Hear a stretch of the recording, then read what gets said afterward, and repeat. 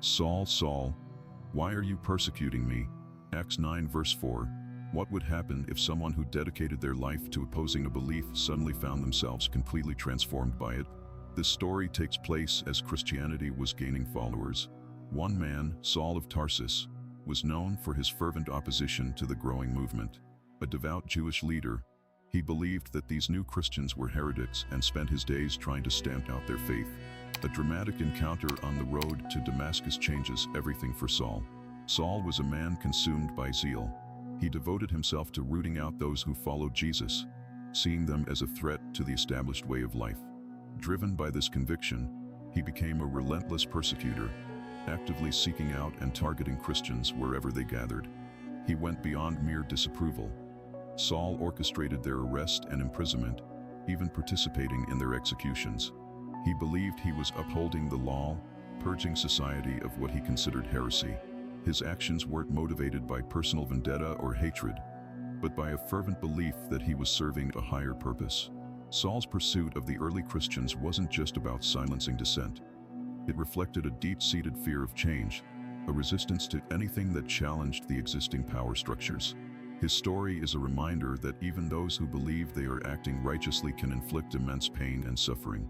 It highlights the dangers of unyielding conviction without compassion and the importance of questioning our own biases and motivations. Saul was headed to Damascus, a bustling city known throughout the region for its thriving marketplace and as a center of Roman administration. But for Saul, this journey held a more sinister purpose. He was determined to stamp out Christianity within its walls, rounding up any followers of Jesus he could find and bringing them back to Jerusalem to face punishment. Damascus was also home to a growing number of Jewish believers in Jesus, who had begun forming their own communities. They lived their lives openly, sharing their faith and welcoming converts into their fold. This blatant display of Christian life in the heart of a cosmopolitan city must have been infuriating to Saul. He saw it as a direct challenge to his authority and a threat to the established order. He believed that crushing Christianity within Damascus would serve as a warning to other cities, demonstrating the consequences of defying Jewish religious tradition. His journey was not simply a physical one. It was a pilgrimage driven by a burning desire for control and the eradication of anything he perceived as an abomination. He envisioned himself as a righteous warrior, purging the world of heresy and upholding the law, even if it meant resorting to violence and intimidation. The sun beat down on Saul as he journeyed towards Damascus. His thoughts were consumed with the task at hand, picturing the faces of those who dared to follow Jesus. He was a man on a mission, fueled by an unwavering conviction that his actions were just. Suddenly, a light unlike anything he had ever seen enveloped him. It blazed around him with blinding intensity, casting shadows that danced in a dizzying whirl. Saul staggered back, momentarily blinded and disoriented. The air crackled with energy, and a voice boomed out, powerful and resonant. "Saul, Saul, why do you persecute me?" The words echoed through his soul, shaking him to his core. He tried to speak, to answer the voice, but no sound came out. Fear gripped him, cold and paralyzing. He fell to his knees, overwhelmed by the sheer power of this divine presence. Saul lay trembling on the ground, consumed by the radiant light that surrounded him. As the initial shock subsided, he began to hear the voice again, clear and powerful. "I am Jesus, whom you are persecuting." The words pierced through Saul's heart like sharp arrows. He had spent his life devoted to rooting out this Jesus and his followers, viewing them as a dangerous threat to his faith. But now, face to face with this divine being, he was stripped bare of all pretense and arrogance. His previous conviction felt hollow and meaningless in the presence of this overwhelming truth. "Why do you persecute me?" the voice asked again. The question reverberated through Saul's soul, forcing him to confront his own actions. He had been blind, led by hatred and fear. Now, confronted with the light of truth, he saw the error of his ways.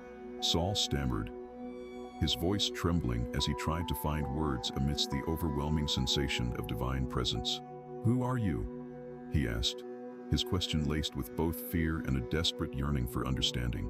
The voice, filled with compassion, replied, "I am Jesus, whom you are persecuting." These words struck Saul like a thunderbolt, shattering the foundation of his beliefs. He had devoted his life to eradicating this Jesus and his followers, believing them to be heretics who threatened the established order. Now, faced with the reality of the divine being before him, his convictions crumbled. How could he have been so misguided? How could he have allowed himself to be consumed by hatred and prejudice? A wave of shame washed over Saul. He recognized the error of his ways, the cruelty he had inflicted upon those who followed Jesus. He remembered the relentless pursuit of believers, the imprisonment and torture they endured.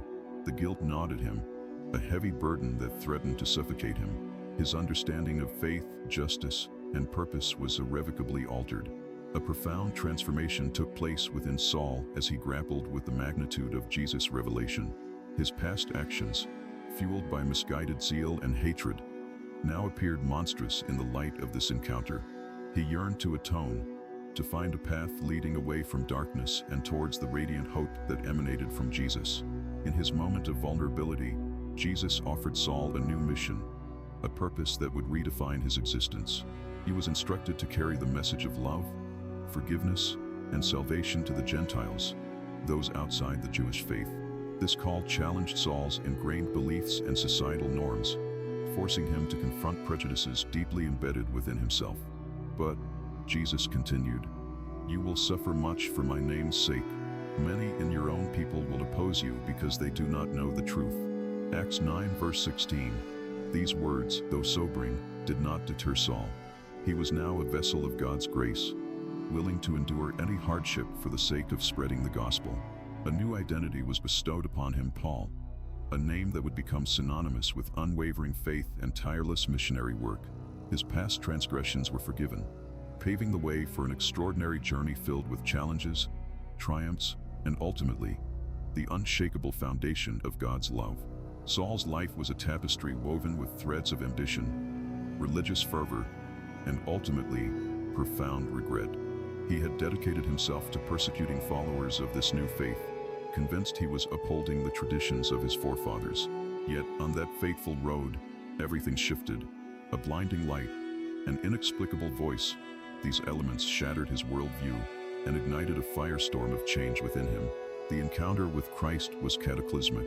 Saul, a man defined by his relentless pursuit of others, found himself utterly consumed by the overwhelming love emanating from this being before him. This wasn't the harsh justice he had envisioned. It was an invitation to forgiveness, an acceptance that transcended any earthly concept of righteousness. It was a vision so powerful, so transformative, that it left Saul utterly broken and reborn. He relinquished his old identity, Saul of Tarsus, the zealous persecutor, and embraced a new name, Paul. This transformation wasn't merely a change in nomenclature. It signified a complete reversal of course. The fire within him now burned not with anger or intolerance, but with compassion and a fervent desire to share this newfound truth with the world. He was now a disciple, a vessel carrying the message of love and salvation, ready to face any challenge, any hardship, for the sake of this divine calling. The name Saul carried weight. It was a symbol of his past life, the one dedicated to persecuting those who followed this new faith. But after that transformative encounter on the road to Damascus, Saul knew he couldn't carry that burden any longer. The old Saul, consumed by anger and righteousness, had to die. In his place emerged Paul, a name imbued with a new purpose, a fresh start. It was as if God himself had wiped the slate clean, offering him a chance to rewrite his story. Paul's mission became crystal clear. He was chosen to be an apostle, a messenger carrying the message of Christ to the world. He wasn't meant to merely preach. His calling was to plant seeds of faith, to nurture communities of believers, and to defend the truth against those who would oppose it. He understood this new path wouldn't be easy. There would be hardship, persecution, even death. But Paul was resolute, driven by the love he had received and the unshakable conviction that he was walking in God's will. His life now revolved around spreading the gospel, writing letters to churches scattered across the Roman Empire. These words weren't mere philosophical treatises.